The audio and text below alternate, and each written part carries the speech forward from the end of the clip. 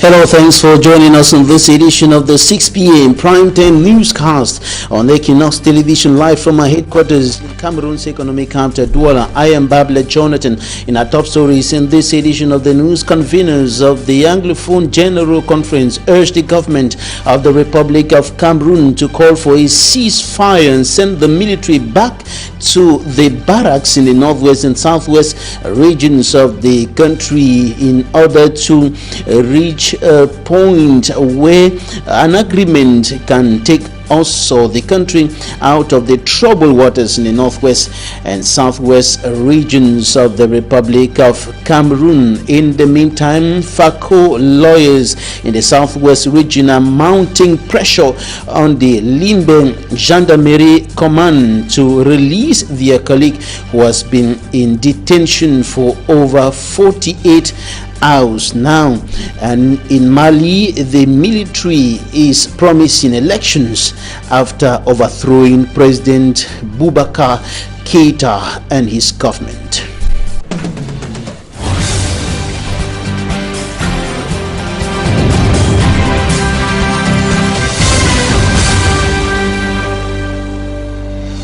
Thanks, ladies and gentlemen, for joining us on this edition of the 6 p.m. newscast on Equinoxe Television. And we're going to begin right away in the southwest region of the country, where common law lawyers have been mounting pressure on the Limbe Gendarmerie Brigade Command, or Limbe Gendarmerie Command, to liberate their colleague who has been in detention for over 48 hours now. On the common law lawyers were protesting today at the Gendarmerie Command base in Limbe. Some of them were there yesterday, and today more than 70 of them converged on the Limbe Gendarmerie Command base, mounting pressure for the liberation of Barrister Ayukotang Ndep Kongo, who has been in detention since yesterday. And more than 70 lawyers converged on the Limbe Gendarmerie Command base today. He is one of the lawyers of Sisiku Ayuktabe and other detainees of the Anglophone crisis. Is still in detention till now. Take a listen to the president of the FACO Lawyers Association in this extract. Colleagues.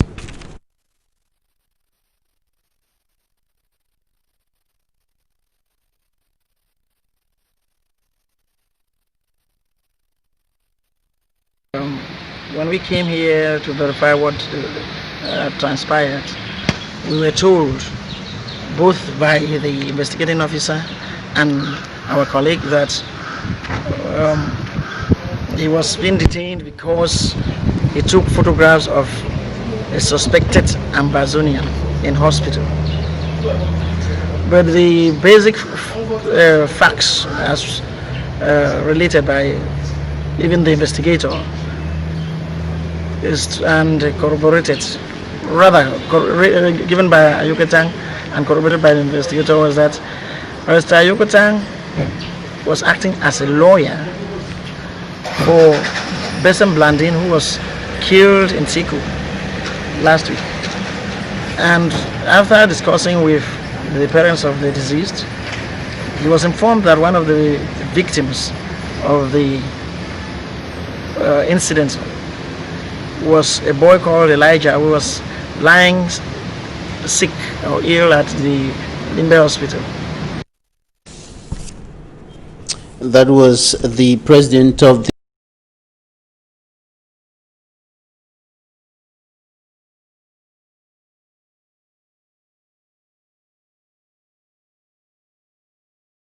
crisis that has been pulling on for close to 4 years now, to put an end to the killings and destruction of properties going on in Anglophone Cameroon. Some of them were on a peaceful protest in the town of Boya yesterday, calling on separatist fighters to drop their guns so that peace can return in the northwest and southwest regions. Details in this report.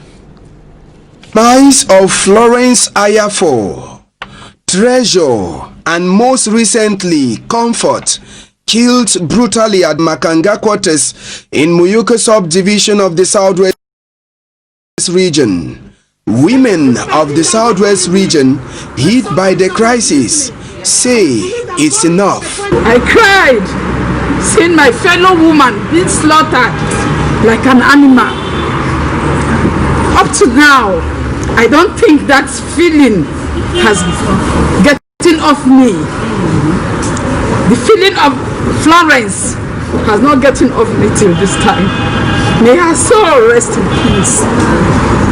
The women that converged at Bongo Square used the occasion to share their testimonies on how they felt seeing fellow women being killed in the midst of the Anglophone crisis. I found myself very weak and crying like a baby when I saw pictures of comfort. I asked myself if we were in Cameroon. I asked myself what is really going on? Why are women being the target? I cried until today. I decided to come out even as a pastor to join women in the Southwest to decry and say enough is enough. From Bongo Square, the women singing songs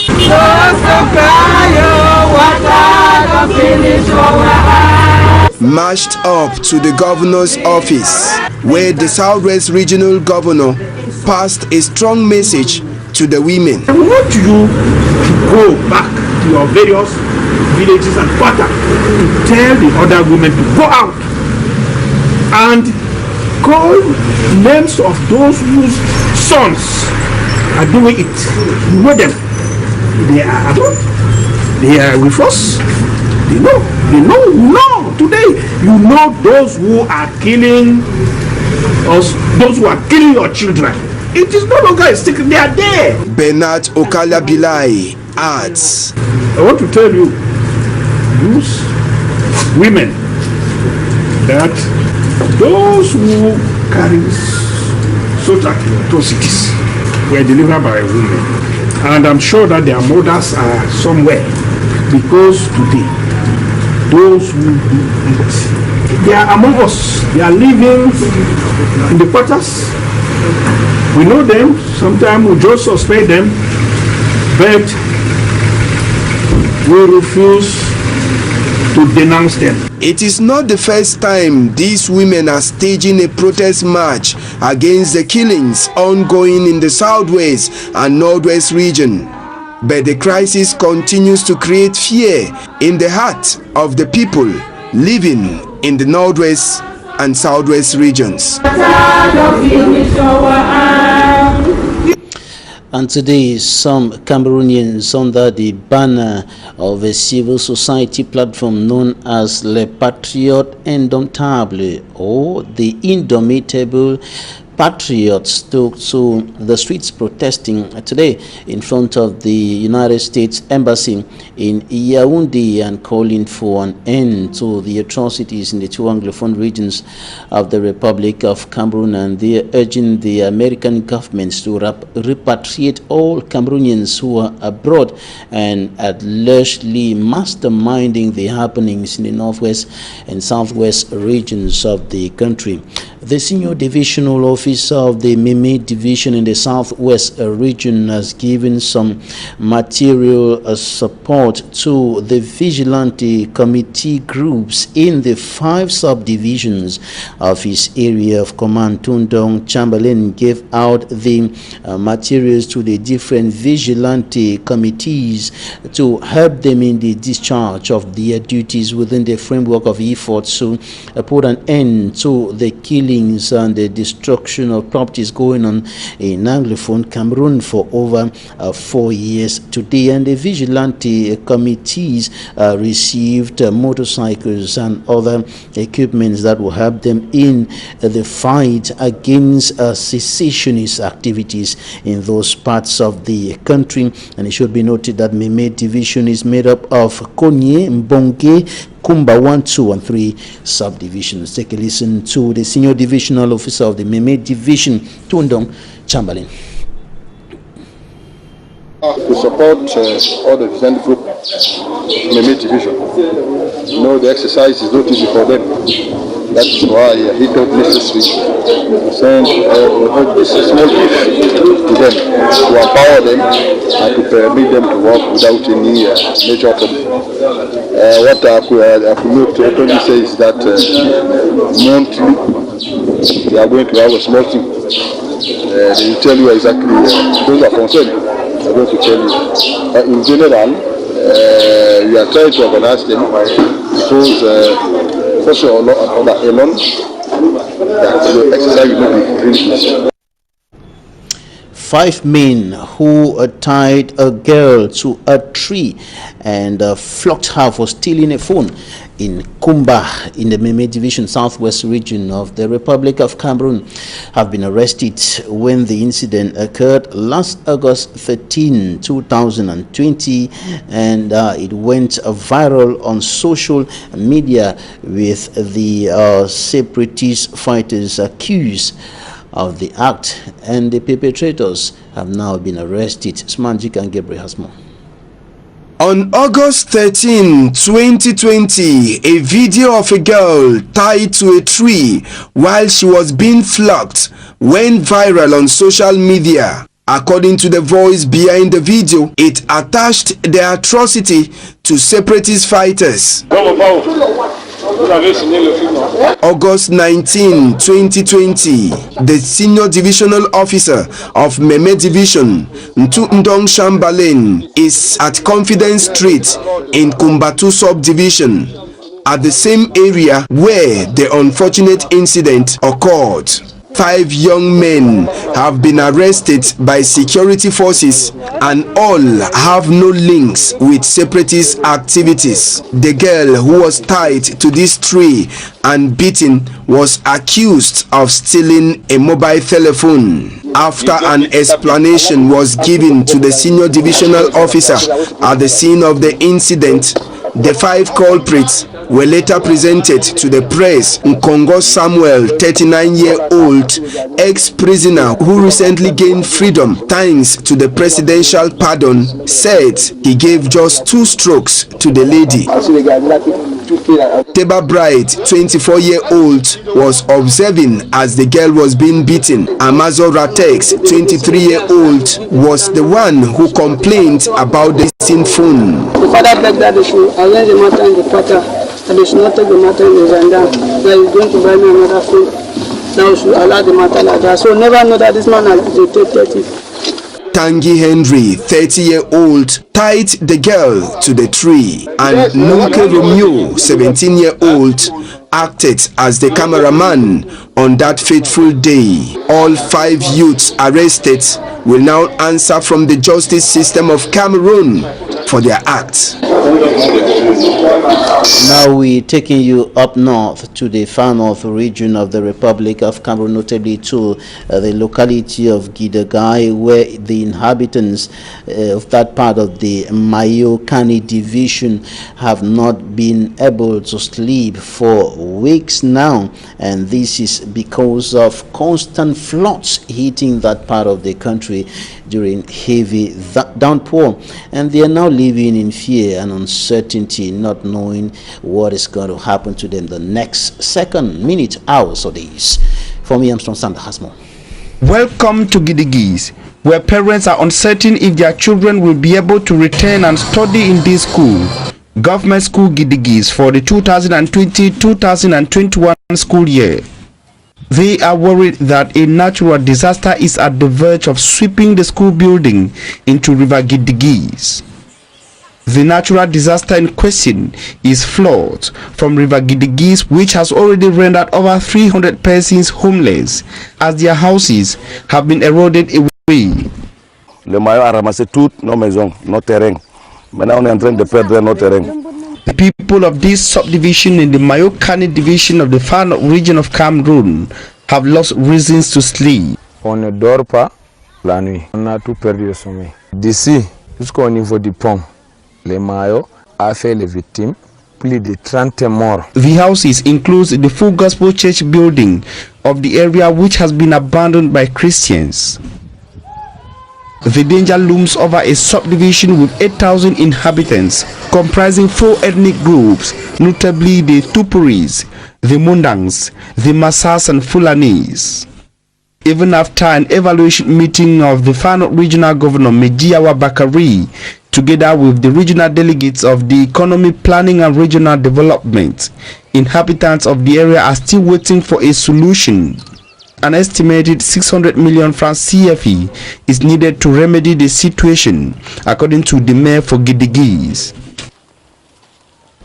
For me, Armstrong Sanda reporting there, and I told you in the headlines that the conveners of the Anglophone General Conference are urging the government of Cameroon to call for a ceasefire and send the military back to the barracks in the two Anglophone regions of the country.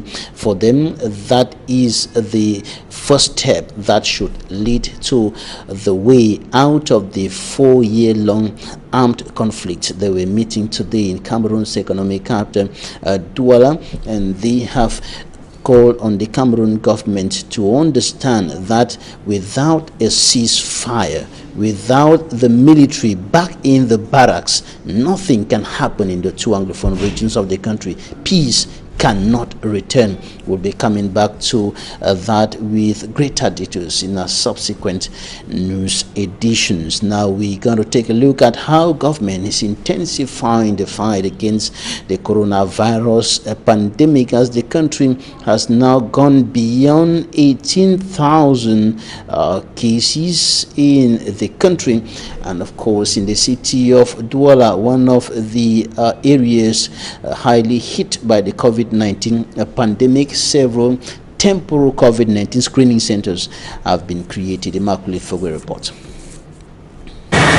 The recent drop in hospital attendance rate since the outbreak of the coronavirus pandemic in Cameroon is raising the need for the multiplication of other strategies that can encourage sick persons to go get themselves treated in hospitals.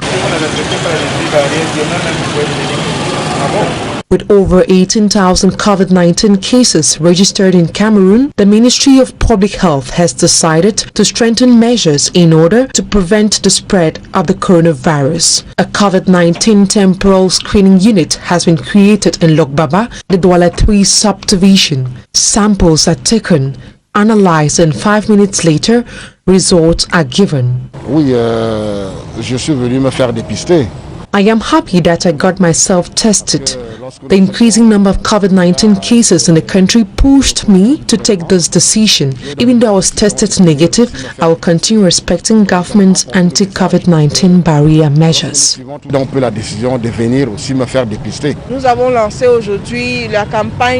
Today, we have launched a sensitization and testing campaign here at the Lokbaba District Hospital. We have noticed that a lot of persons are now scared to go to the hospital, so we have decided to come closer to the population.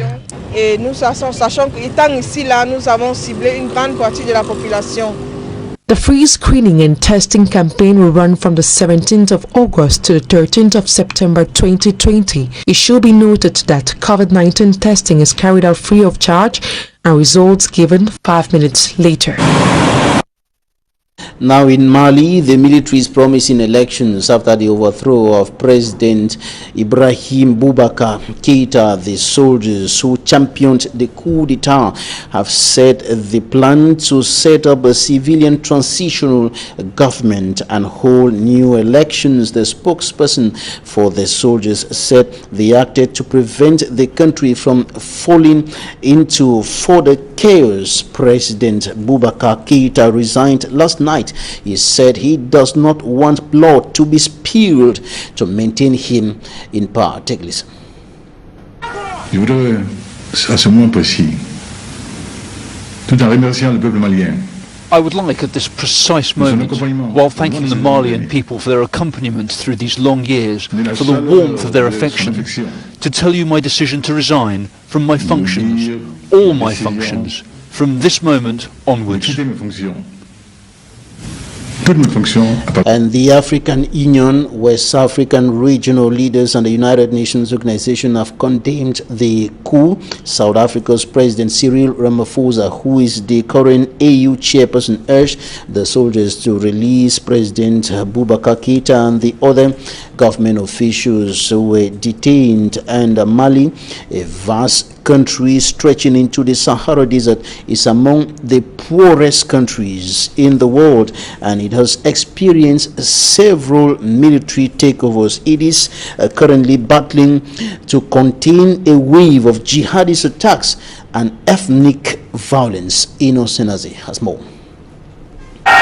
Jubilation still characterizes Mali following the military coup staged by soldiers early Tuesday, August 18, 2020, that led to the resignation of President Ibrahim Boubacar Keïta and his government. Malian soldiers have this Wednesday said they plan to form a civilian transitional government that will organize fresh elections. Flanked by soldiers, committee spokesman Colonel Ismail Wagi invited Mali civil society and political movements to join them to create conditions for a political transition that will lead to elections, noting that the country is sinking into chaos, anarchy and insecurity, mostly due to the faults of the people who are in charge of its destiny. The military coup, which has led to arrest and detention of President Ibrahim Boubacar Keïta and other members of his government, has been condemned by Mali's regional and international partners who fear Keïta's fall could further destabilize the former French colony and West Africa's entire Sahel region. Meantime, the president of the African Union Commission, Moussa Faki Mahamat, strongly condemns the arrest of Keïta and other members of the Malian government, thus calling for their immediate release. On the other hand, the Economic Community of West African States, ECOWAS, has suspended Mali membership following the arrest of President Ibrahim Boubacar. ECOWAS, in a statement on Tuesday, also closed the borders of its member states with Mali.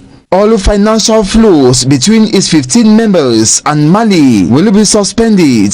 Mali is also suspended from its decision-making bodies. ECOWAS Commission is to impose sanctions on the putschists and their partners and collaborators. The United Nations head Antonio Guterres condemns the arrest of Keïta, calling for his immediate and unconditional release. He demands immediate restoration of constitutional order and rule of law in Mali. Antonio Guterres reiterated his call for a negotiated solution of their differences. The UN Secretary General urges all stakeholders, particularly the defense and security forces, to exercise maximum restraint and uphold the human rights and individual freedoms of all Malians. This is the fourth coup d'etat in Mali. The first was registered on November 19, 1968, against the government of then-President Modibo Keïta. The bloodless military coup was led by Lieutenant Moussa Traoré, who then became head of state. On March 26, 1991, the second coup resulted in the overthrow of President Moussa Traoré after 2 decades of dictatorship and eventually led to multi-party elections. On March 21, 2012, another coup d'etat was registered as mutinying Malian soldiers displeased with the management of the Tuareg rebellion attacked several locations in the capital Bamako, including the presidential palace, state television and military barracks. The soldiers, who said they had formed the National Committee for the Restoration of Democracy and State, declared the next day that they had overthrown the government of Amadou Toumani Touré, forcing him into hiding. The fourth and latest is that of Tuesday, August 18th, 2020. Talking Point is up next.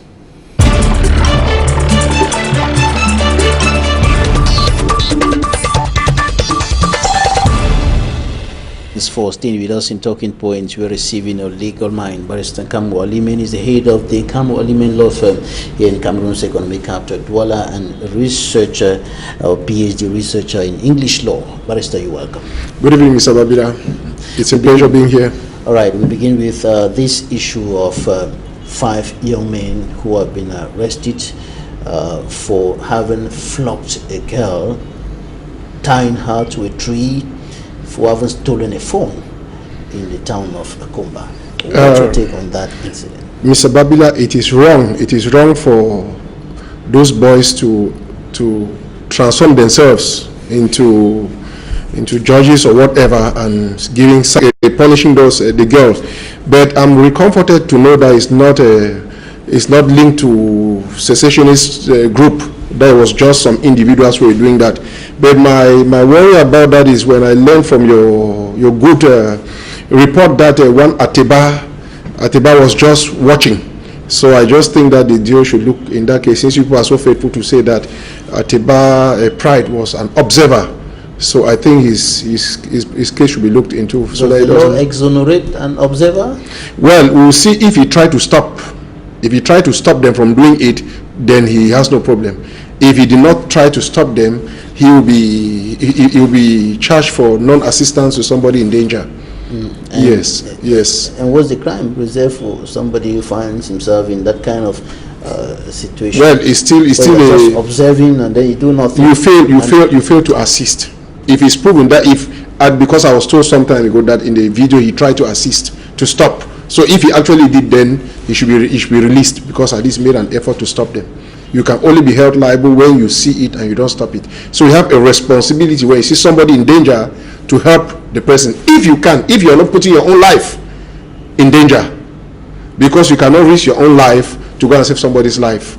So I think that is my take on that. All right, and the conveners of the Anglophone General Conference spoke today. Yes. They said the government of Cameroon must call a ceasefire, should call a ceasefire and send the military back to the barracks as the beginning of the solution. Do you think so? Mr. Babila, before I will agree with that, but from the looks of things, I think it is not the best for now. You understand? The army should do their job properly without abusing the rights of the citizens. But to remove them with what is going on, that we see people using machetes to cut people's neck, I think is like leaving the population to some people who can take advantage. And another thing is that the members of that conference should know that government has a duty. There's an argument that if the military go back to the barracks, if the soldiers are in the barracks, the separatists will have nothing to shoot. They will have nothing to fight. Mr. Babila, I take that with a pinch of salt. They will have nobody to fight. I take that with a pinch of salt. When they go to cut that girl's head, was she the military? Were they attacked by the military to have cut her head? When you look at the things, you see that maybe, I don't want to think it's Amazon again or what or some. There's a group of people that the government has the obligation to protect the citizens. And so if the condition is that the government should drop arms, both of them should drop arms. If they are saying that both the government and the other fighter should drop arms, I'm okay for it. Yes, that's what they're saying. That all the arms should go down and then the military go back to the barracks. So it is easy to see that the military drop. How easy is it to see that those other people who carry arms drop it? You understand, Mr. Babila? It is more complicated than we see. It's very complicated than we see. Another reason is they are stopping at this point. That what is the way forward? I've said in other interviews that you open the way. No, I've said before in other interviews that it was a laudable initiative that the All-Anglophone Conference being chaired by Cardinal Tumi came into existence, and that government would have assisted them to come up with a plan and to really identify what constitutes Anglophone problems. Because now there are various factions. You have Anglophones who are federalists, you have Anglophones who want secession. And between those two, if they are going to dialogue with the government, which are we going to do? Me, for example, I'm a federalist and I say it openly. But there are some Anglophones that who are Ambazonians who will not want to hear federalism. You understand? So we need first of all to come as Anglophones and come to an agreement. What exactly do we want? If some are saying that they want federalism, we'll go for a referendum between us. If federalists wins, fine. If the secessionists win, okay, we know the majority has gone. But I remain very, very skeptical that if the government should drop, the Ambazonians should be dropping. You know, I'm one of the persons who have criticized the role of the government in the Anglophone crisis. But I remain very, very focused, and I remain very objective in my pronouncements. There's some politicians and even international organizations who think that government should discuss with the secessionists because they are the ones at the center of the whole thing. Mr. Babila, it is what we've been saying all through. Government failed from the beginning to recognize the fact that in conflict there are means of resolving that conflict, and you cannot resolve a conflict without discussing with the conflicting parties. So the government should open dialogue, true dialogue with the opposing party, and I think he has already enough people to discuss with. Seseko Ayektabe is in prison. He's a leader. He's there because he's a leader. Start a frank dialogue with him. Manchu BBC and the others, they are there. You know them. So to me, instead of stopping the military now, first of all, release those people who are in cell. You understand? You release those people who are in the prison. They will go back and talk to these other people, and then there will be a ceasefire. Now, as a lawyer, yes, you're saying that they should release those who have been arrested and detained. Their charges leveled against them, they have been condemned, and so on. And the government is saying the law has to take its course. No. The president has powers to grant them amnesty. The president can do it. The president is in his powers. Also 2 or 3 times. Yes, so he can still do it for the interest of peace. The president can come and say, okay, these people should go, and then we sit and sort out this issue. Because if we keep going the way we are going, Mr. Babila, the situation is getting worse. It's getting worse. And in efforts to restore peace and normalcy in those 2 regions, vigilante groups have been created. In this newscast, we saw the senior division officer of the Meme division handing over some materials, motorbikes and other things to some vigilante committees. Can they help? No, vigilante committees? No, in my humble opinion, no. In as much as I appreciate the senior division officer for his being so active, I think that is not the right thing to do. The solution comes from. Why is it not the right thing to do? Can those vigilante groups go and fight those people who have arms? How many constitute how many members of that group? They cannot.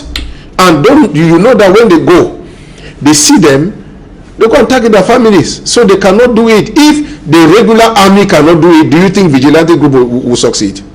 The regular army has been proven that they cannot contain the situation.